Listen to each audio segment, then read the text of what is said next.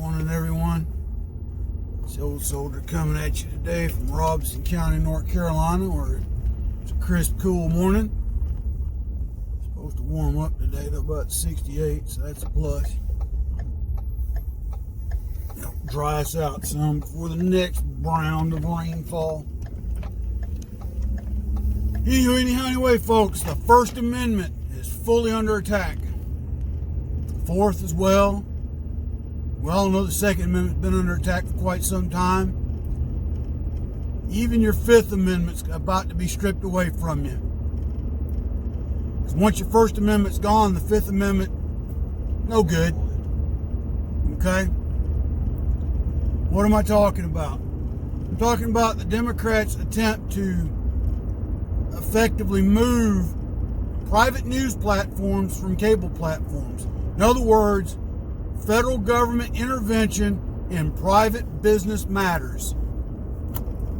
Old soldier, what are you talking about? Newsmax released an article that, and I forget the committee, but it's the House committee, that's going to be talking about removing Newsmax, One American News, Fox News, and those are the only three, or the three big conservative ones. There's not that many conservatives out there, but Fox even conservative. But they're talking about removing them from cable news platforms or cable platforms. And when I say cable, I mean your traditional cable, your satellite providers, etc. Which in and of itself is an extreme overreach of the powers of the federal government. Because the article doesn't even mention removing MSNBC, CNN, none of the communist news channels. And they're saying they're doing this to stop the spread of so-called disinformation. So it was all right when CNBC, MSNBC, CNN, ABC, CBS, and NBC tell lies, spread untruths, wholeheartedly slander innocent people, concoct news stories. In the case of the young man in Washington, D.C., that didn't say one word to the Native American man, not one word, but yet CNN was allowed to broadcast a lie. And the other channels just heaped on.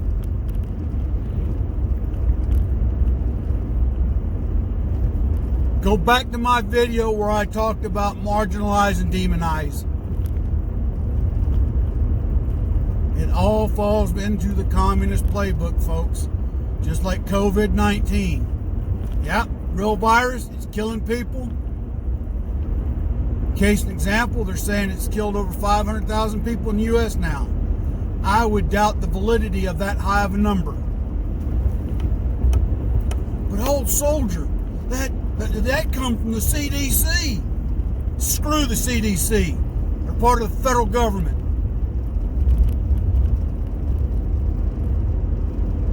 When hospitals are basically being mandated to count anybody that dies who tests positive for COVID as a COVID-related death, I question the validity of the numbers. Do they get payment for every COVID death? My son works in a hospital, in the emergency room. He's seen people die from COVID, others from other things.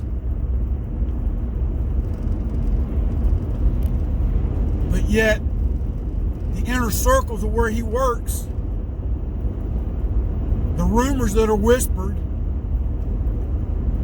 is that the hospital receives additional funding from the federal government in the event it's a COVID-19 related death. Now, nobody from the administration will come out and outright admit it, like many other hospitals around the nation. Like I said, once, odd, twice, coincidence, 3 times, folks, there's something to the story that's not being told. You see, the federal government wants you to believe that 500,000 people, i.e. 500,000 people, have died from this one virus alone. When COVID first came out, the numbers of people dying of influenza were higher. Now, there's no known numbers to how many people have died of the flu this year. We don't test for flu. Let alone if they come into an ER, are they even checked for the flu? Wonder why that is, folks.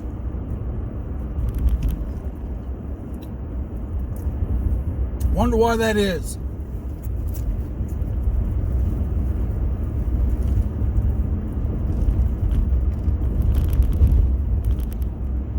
Get yourself prepared, folks. There's a fight brewing and it's coming. And again, the question is, will you roll over and let it happen, or are you going to stand and hold your ground? Now, one person against the might of the federal government? No. Network, band together, gather with like-minded people, formulate. And you take your network and link it to another network of like-minded people.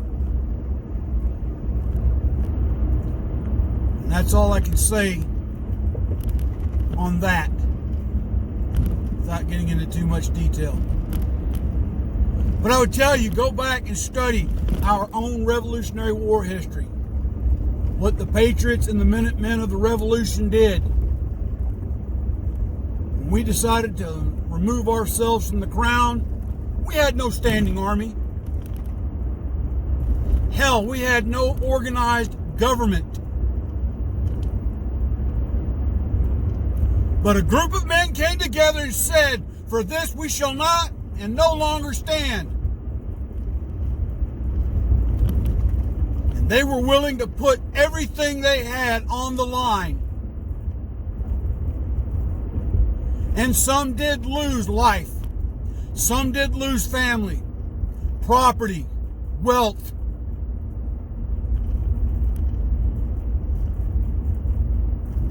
Have we become too complacent that we will allow the evil that is taking over our country to prevail?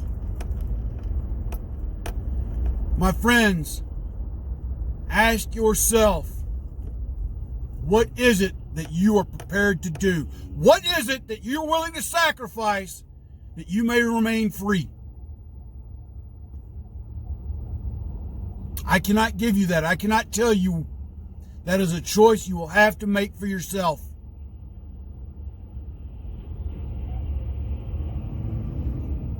Till tomorrow, my friends. Stay safe, stay vigilant, keep your eyes open. Till tomorrow, Old Soldier out.